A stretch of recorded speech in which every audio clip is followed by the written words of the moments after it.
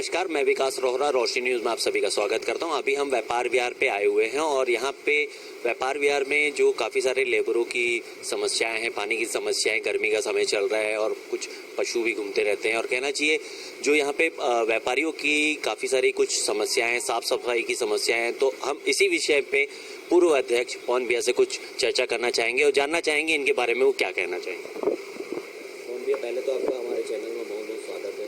धन्यवाद आपका।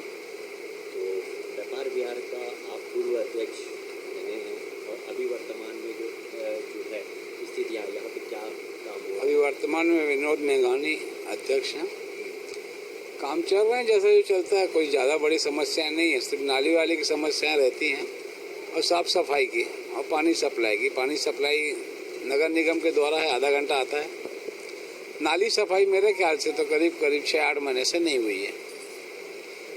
बहुत जगह ऐसी है जहाँ पे नाली के ऊपर में स्लैब लगना है, नगर निगम वाले भी ध्यान नहीं दे रहे हैं और हमारे एसोसिएशन भी टाइम नहीं निकाल पा रही है जो नगर निगम के पास जाए बार बार, वो स्लैबों की रिपेयरिंग हो, कहीं मरम्मत का काम है, वो नहीं हो पा रहा है।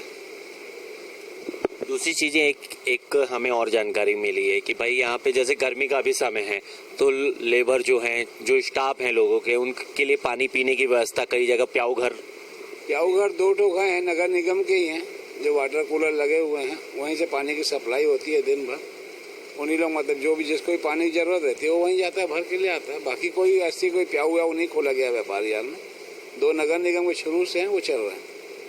अभी लगातार कुछ मुद्दे और हमें कुछ जानकारी और सूत्रों से मिली है कि व्यापार विहार में कुछ व्यापारी तो अपने स्टाफ के लिए काफ़ी अच्छी फैसिलिटियां दे रहे हैं। जैसे कि पहले ठेले की उनके लिए थी कि वो ठेले में माल लेके पहुंचते थे अपने ट्रकों में वो करने के लिए, और कुछ व्यापारियों ने आज की डेट में ई रिक्शा का वो कर दिया कि अपने कर्मचारियों को बेनिफिट दे रहे हैं। तो क्या ये पहल अच्छी है, ये क्या कहना? ये पहल अच्छी है क्योंकि ई रिक्शा से काम जल्दी हो जाता है और ये आगे चल के सबको रखना पड़ेगा।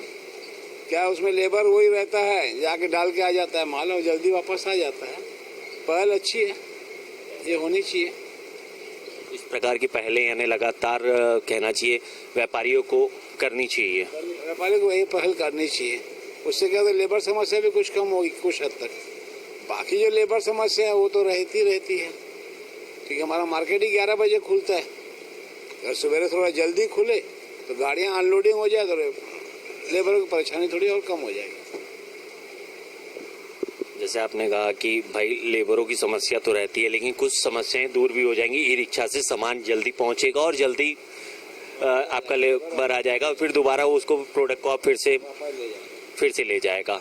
और ये यहाँ पे काफ़ी सारी कुछ पार्किंग की समस्याएं भी, कुछ पार्किंग की समस्या कम है, लेकिन बेजा कब्जा कुछ बढ़ गया है व्यापार विहार में 2-2.5 सालों में।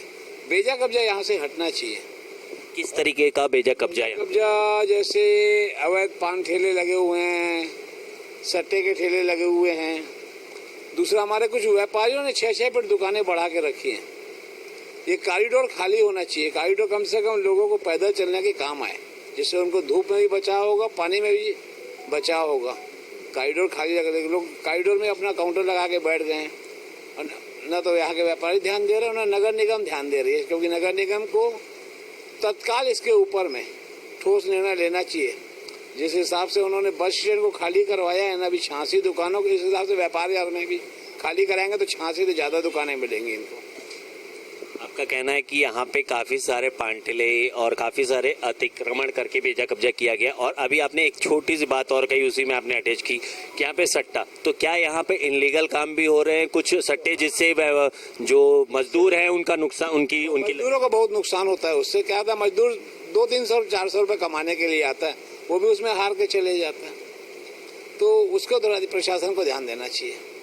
सीधा सीधा उनके परिवार पे बन जाती है, क्योंकि उनके परिवार में जो हैं उनकी बीवी बच्चे हैं, बाल बच्चे हैं, वो उनके, क्योंकि पूरा परिवार के ऊपर वो हो जाएगा अगर वो यहाँ पे सट्टे में अगर पैसा हार जाता है तो। क्योंकि दिन भर कमाने के बाद जो हार जाएगा तो उसके बाद बचेगा ही क्या, घर क्या लेके जाएगा, अपने परिवार को पालेगा।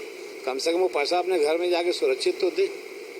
इस ओर ध्यान देना चाहिए प्रशासन। इस और प्रशासन को तो ध्यान देना चाहिए। क्या कभी व्यापारियों ने इसमें इस कदम में कम से कम 10 बार आवेदन दे चुकी है तारबाड़ थाने को। लेकिन कभी एक दो बार कार्रवाई होती है, उसके एक दिन होती है, उसके बाद नहीं होती है, उसके बाद फिर वापस वही चालू हो जाता है।